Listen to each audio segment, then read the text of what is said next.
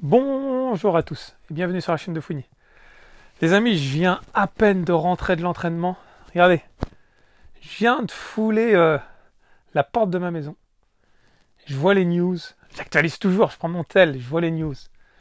Et là, douche froide les gars, regardez. Zhilei Zhang a confirmé un rematch contre Joseph Parker. Pourtant Bacolé l'a call out.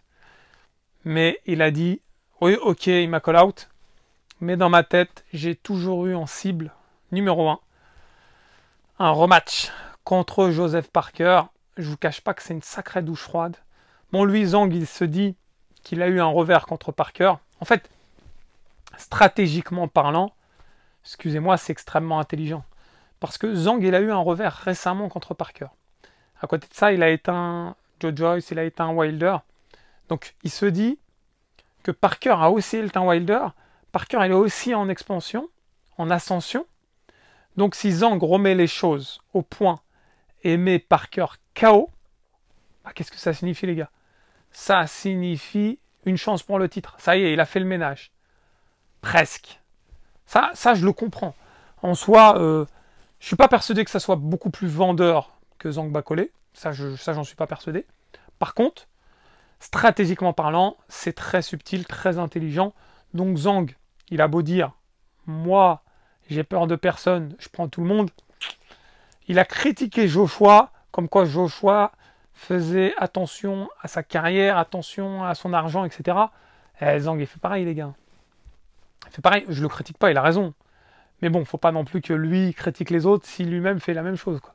Bref, ce qui est important et ce qu'on doit retenir, les frérots, là, c'est que Fouini, il est en sueur pour deux raisons.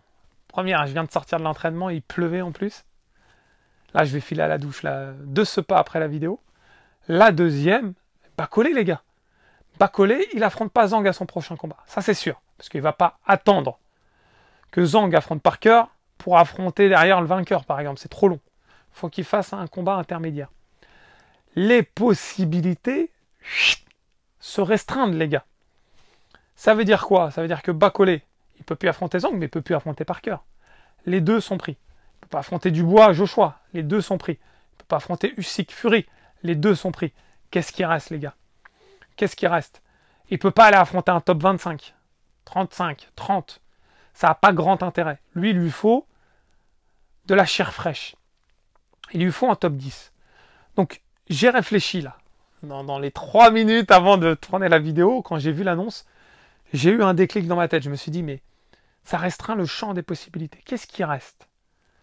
Il reste Kabayel. C'est vrai. Mais Kabayel, lui, il est intelligent. Il n'a pas intérêt à prendre Bacolé. Donc Kabayel, il ne va pas aller chercher Bacolé. En tout cas, je ne le crois pas. Après, si ça se fait, Kabayel, Bacolé, franchement, les gars, moi je prends. Ça sera un très beau combat. Un très très beau combat que je regarderai avec intérêt et passion. Ça, c'est clair. Bon, Kabayel, on peut presque l'écarter à mon avis. Qu'est-ce qui reste? Il reste des personnes qui viennent d'être éteintes, mais qui ne sont pas mauvais, qui sont encore très performants et qui ont eu un revers et qui peuvent rebondir. Et ces personnes, ça ne sera pas un si mauvais choix. Alors je fais référence à qui quand je dis ça? Je fais référence à beaucoup de monde. Mais en l'occurrence, Hrgović, Bacolé Hrgović, ça ne sera pas du tout débile. Et Hrgović, c'est un sacré client. On a vu avec Dubois que c'était très compliqué. On a vu avec Zhang. Bon, certains disent qu'il s'est fait voler, mais c'était compliqué. Il reste Sanchez, qui est un gros client. Certes, il s'est fait éteindre tout récemment par Kabayel, mais ça reste un combat intéressant. En tout cas, selon moi. Après, qu'est-ce qui reste? Il reste pas grand-chose, en fait, à se mettre sous la dent pour Bacolé. J'ai presque peur qu'il soit obligé de faire un combat transitoire contre une personne qui n'est pas forcément de son niveau. En tout cas, il n'y en a pas beaucoup qui sont de son niveau, qui peuvent se prétendre être de son niveau. Parce que derrière, il y a quoi? Il y a quelques outsiders qui peuvent espérer un combat. J'ai parlé du tout jeune, là, Moses, mais c'est pas intéressant à l'heure actuelle pour Bacolé, ça c'est clair et net. Yoka, une revanche, aucun intérêt. Yoka, il n'a pas encore réussi à respirer, là, à sortir la tête de l'eau, donc totalement inutile. Après, il y a des boxeurs qui sont pas mauvais, mais qui sont totalement dans l'ombre. Comme Ajakba, le Nigérian, comme d'autres boxeurs. Une revanche contre Anderson, ça n'a pas de sens. En tout cas, selon moi, ça n'a pas de sens. Il faut qu'Anderson se remette. Donc, après réflexion, je me dis que ça pourrait peut-être être pas mal contre un Andy Ruiz, éventuellement contre un Miller ou un Dillian White. Je me dis que eux, ils sont dans une autre catégorie. C'est-à-dire qu'il y a les gros outsiders, la nouvelle génération. Dans cette nouvelle génération, je mets Zhang, même si c'est un vieux. Hein. Je mets Parker, même si c'est un vieux, mais il revient au devant de la scène. Kabayel, Bacolé. Ergovic, Sanchez, on va dire, un petit peu derrière maintenant. Et puis il y a une génération de révolus, mais qui sont performants, comme Ruiz, Miller, Dillian White. Et je me dis, ça va se jouer ici, les gars. Ça va jouer. L'un d'entre eux sera peut-être courageux. Il se dira, ok, moi je veux bien tenter contre Bacolé. Les autres, ils seront en mode pétoche, en mode, aïe aïe aïe, qu'est-ce que je vais faire? Qu'est-ce que je vais faire si j'affronte Bacolé? Je vais être éteint. Et là, ma carrière, c'est définitif. Donc, il y en a plein qui vont essayer de le fuir. Et ma plus grande crainte, les gars, et je vous le dis, hein, heureusement que Bacolé l'a combattu il n'y a pas longtemps.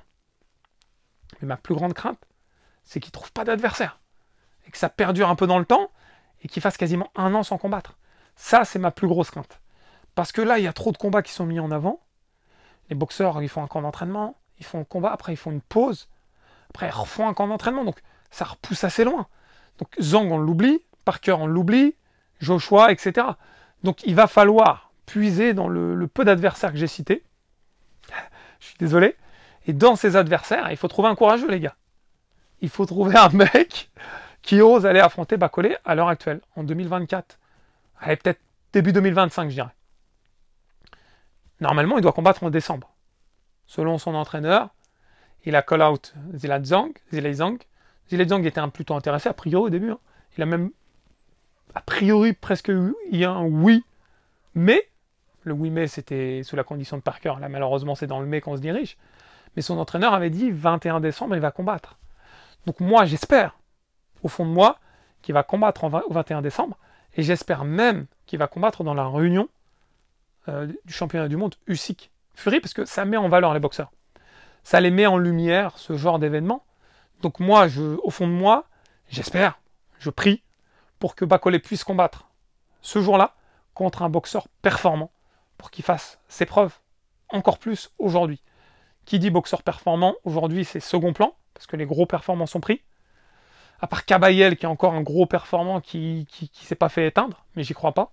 Donc là, il va aller chercher plutôt dans les Andy Ruiz, Dillian White, Miller, éventuellement Ergovic, Sanchez. Pour moi, ça va jouer dans ce top 12 mondial-là. J'attends votre retour avec impatience, les amis. Zhang Parker 2, qu'est-ce que vous en pensez? Moi, je pense que Zhang va gagner. Voilà, je vous le dis. Premier combat, il a presque réussi à l'éteindre, mais il n'a pas réussi. Parker, il a été très subtil, très malin. Zhang, il va changer de stratégie. Il va faire en sorte d'essayer de l'éteindre dans les 5 premières reprises, avant qu'il soit épuisé. À voir, à faire, à suivre, les gars. Dans tous les cas, les amis, j'espère que vous avez passé un bon moment en ma compagnie. Pas trop déçu, j'espère. Moi, je le suis. Malheureusement. Je suis extrêmement déçu. Parce que le choc des titans, je l'attendais avec impatience. En tout cas, n'oubliez pas le pouce qui fait plaisir. Si ce n'est pas déjà fait, de vous abonner à la chaîne. Dans tous les cas, je vous dis à très vite. Ciao, ciao.